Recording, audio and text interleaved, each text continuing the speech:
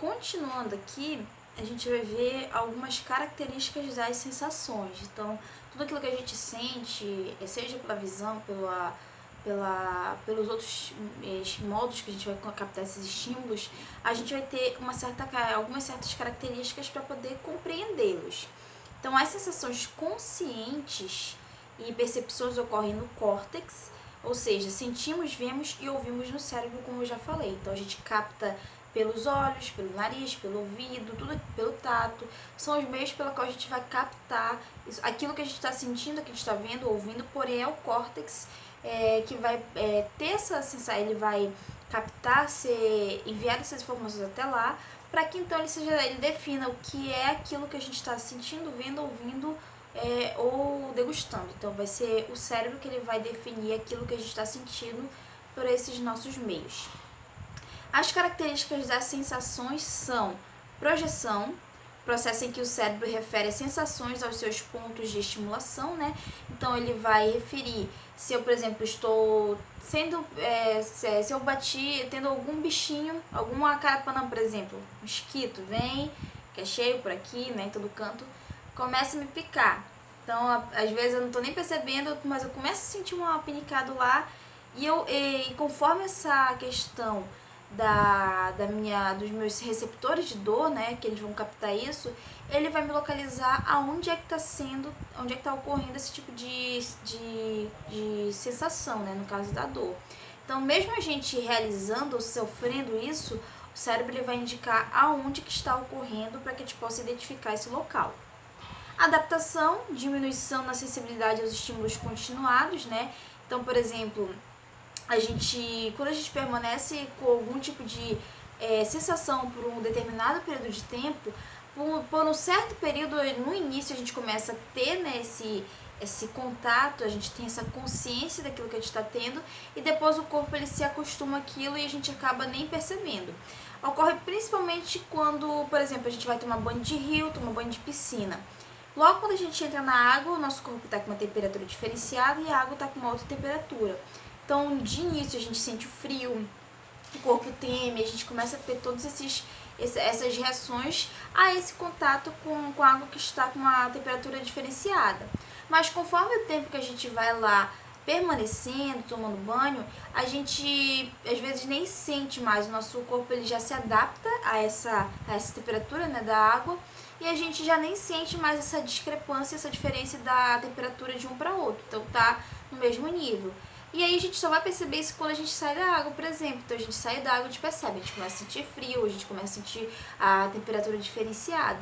Então é que nem quando a gente faz determinada coisa. A água é o exemplo mais prático que a gente pode ter. Quando a gente vai fazer um tipo de estímulo e por tanto tempo que a gente vai permanecer nele, o corpo se adapta e a gente acaba às vezes até esquecendo dele, né, na questão daquilo que a gente está sentindo quando ele causa logo a primeira sensação. Também tem a persistência de imagens, que é o inverso da adaptação, onde ocorre a persistência da sensação após o estímulo ser removido, né? Então, às vezes, a gente acaba tendo aquela sensação, por exemplo, de estar com aquele tipo de objeto, de estar fazendo aquele movimento, mas a gente não está realizando ele. Por exemplo, quem está trabalhando na área da saúde agora, quem está ao combate da Covid, quem está atuando nas várias outras áreas da atenção básica aqui, da atenção à saúde, né, no nosso estado, a gente tem que ter um cuidado redobrado agora. A gente tem que usar máscara direto, a gente tem que usar luva. Então, por exemplo, a gente usou máscara por um longo período de tempo. Quando a gente retira, aquela sensação daquela máscara que ficou pressionada para evitar, né, o contato com essas estruturas, com o meio externo, ele acaba gerando essa sensação. Então, às vezes, parece que a gente ainda está usando devido àquela pressão que ficou um tempo lá gerada, mas às vezes outra a gente sente. Ou então, quando a gente usa luva, uma luva apertada, a gente às vezes pensa que está usando. Então, é aquela questão de eu ter feito aquela atividade, eu ter realizado aquele tipo de ação, eu já retirei aquele objeto, já parei de fazer aquela atividade e mesmo assim eu ainda sinto como se aquilo estivesse acontecendo. A mesma coisa acontece que nem quando, em casos, por exemplo, de pessoas que elas acabam tendo algum membro do corpo amputado. Então, amputa o braço, amputa a perna, o pé. E a pessoa, às vezes, ela tem a sensação como ela sentisse os movimentos, aquela sensação fantasma de sentir uma movimentação, de como se ela estivesse realizando esse tipo de movimento devido aos receptores que continuam ainda e gera esse tipo de sensação na pessoa. Então, a persistência, ela vai fazer eu sentir aquilo, apesar de não estar realizando aquela atividade. E a modalidade, ela é uma característica específica de cada sensação, permitindo ser diferenciada das outras. Então, eu vou conseguir diferenciar cada uma das sensações conforme essa modalidade, seja ela calor, seja ela dor, seja ela a questão de ambiente, de temperatura, cada uma ela vai ser identificada de uma determinada forma para que eu possa, então, conseguir compreendê-las para poder interpretá-las. Continuando aqui, a característica dos receptores, eles são classificados com base na localização, no estímulo detectado e na simplicidade ou na complexidade dos mesmos. Então, a gente vai ter esses 3 tipos de classificações para a gente poder compreender como é que funciona esses receptores. Começando pela localização, a gente vai ter uma subclassificação de estereoreceptores, enteroreceptores e proprioceptores. Então, são esses 3 grupos que a gente vê dentro da classificação de localização. Estereoreceptores são localizados na proximidade ou na superfície do corpo, fornecem informações sobre o meio externo, transmitem sensações de audição, visão, olfato, paladar, tato, temperatura e dor. Então, são receptores que estão mais externos e eles vão ter essa proximidade com a superfície corporal para poder levar essas informações ao sistema nervoso central. Espero que a chuva não atrapalhe o áudio. Aberta a janela. Interoreceptores ou interoceptores, né? Tem essas nomenclaturas, mas isso aí não tem muita diferença. Ele já tem uma localização nos vasos sanguíneos, nas vísceras, fornecendo informações sobre o meio interno. Então, anterior, né, estereoreceptores, eles têm a localização na superfície da pele, numa área bem superficial, e eles me trazem essa informação do meio externo. Interoceptores, eles já estão internalizados nas minhas vísceras, eles estão localizados nos meus vasos sanguíneos, e eles já vão me dar noção de como internamente meu corpo está agindo ou reagindo a algo. Então, a gente tem a mesma questão, sensação de dor, né? Assim como a gente sente quando a gente tem uma certa batida, a gente bate em alguma parte do nosso corpo, a gente tem a sensação de dor externa, porém, passando por uma situação de doença, a gente tem a sensação de dor interna que os meus interoceptores, eles vão me dar essa noção para eu entender quando eu estou ou não com algum desajuste corporal. Então, os interoceptores vão me dar noção de dor, de pressão, né, quando a gente sente aquela dor continuada. Então, a dor é aquele ponto que a gente sente rapidamente, seja uma coisa mais aguda, né, que a gente sente de um momento, uma dor intensa, rápida, mas não permanece.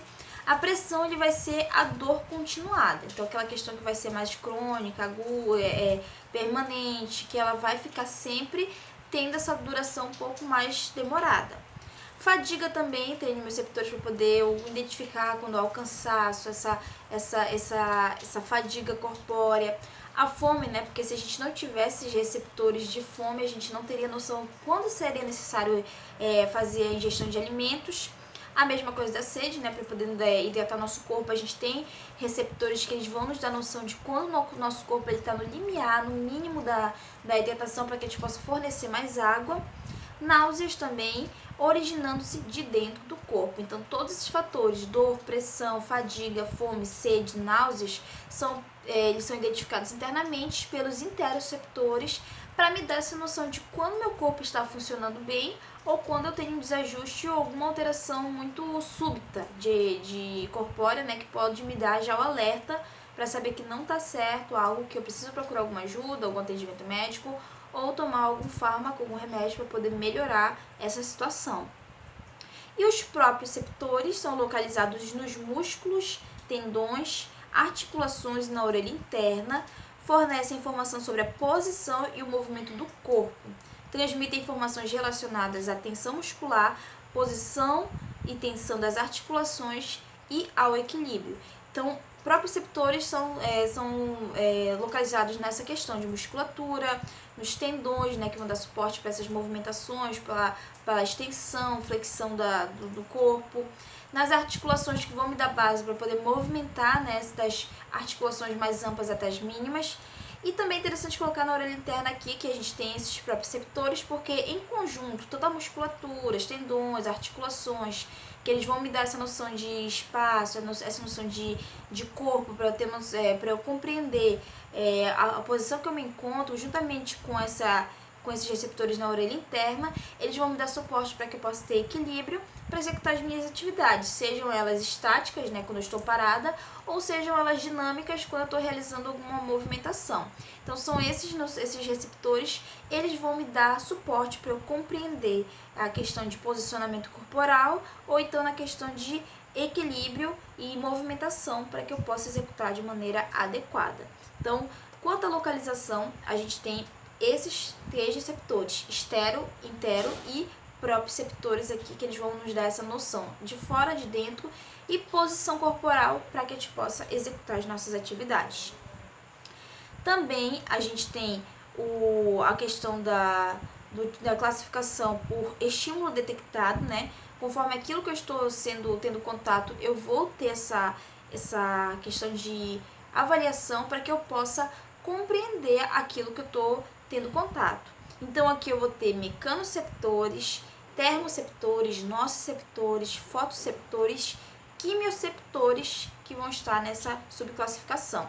Então, quando eu falo de mecanoceptores, eu estou falando sobre a questão dos estímulos que são relativos à pressão ou distensão, os estímulos detectados ao tato, à pressão, a propriocepção, né, que é essa questão de noção corpórea, né, de posicionamento, a audição, ao equilíbrio e a pressão sanguínea. Então, eles vão me dar essa possibilidade aqui para eu poder compreender essas alterações ou o funcionamento normal desses fatores. No reconhecimento do tato, na questão de ter uma noção de compreender a pressão, né, uma pressão que ela possa ser normal ou prejudicial, a propriocepção, né, para que eu possa compreender a posição corporal que eu me encontro, do meu corpo, o equilíbrio, a audição também, né, que é para eu poder compreender todos aqueles fatores que eu vou conseguir ter o contato e identificar ruídos, sons, falas, ao equilíbrio, né, para que eu possa permanecer em pé, para que eu possa permanecer no posicionamento normal, e a pressão sanguínea, que também nos dá fatores para compreender quando ele está alterado ou ele está na sua normalidade. Então, mecanoceptores, a gente tem essa subclassificação, ele vai entrar nesses grupos todos aí para compreender, eu definir quando eu estou com a pressão alta, quando eu estou com a pressão baixa, quando eu consigo compreender se algo é liso, se é áspero, se eu consigo ver uma certa pressão, por exemplo, aquela pressão mínima, pressão intensa, que ela pode ser prejudicial. Na audição, para poder reconhecer quando eu estou conversando, se eu sei que uma pessoa está falando de outra língua, se ela está, se eu estou ouvindo um certo tom que ele é relativo a uma música, a algum objeto, a algum animal, ao meu equilíbrio, né, para que eu possa ter a possibilidade de andar sem que eu haja ao risco de quedas, né, pelo equilíbrio, não, caso ele falhe nesse fator, e a pressão sanguínea, que a gente vai conseguir ter essa noção quando ela está elevada ou não, ou compreender, né, os vários outros fatores que podem levar a essa alteração na normalidade da pressão, ok? Termoceptores detectam alteração na temperatura. Então, quando eu percebo que está mais quente, né, que a gente tem nossos termoceptores, eles são bem interessantes. Quando a gente percebe que está mais quente, a gente sabe que vai chover. Então, é algo bem especializado no amapaense. Então, nossos termoceptores detectam quando o ambiente está mais quente, quando a gente sai daquele ambiente gélido, vai para o frio, quando está abafado. Toda essa mudança de temperatura, a gente tem essa noção por meio deles. E aí a gente vai continuar os outros no próximo vídeo para a gente compreender cada um, a sua função e como a gente compreende essa captação desses estímulos externos.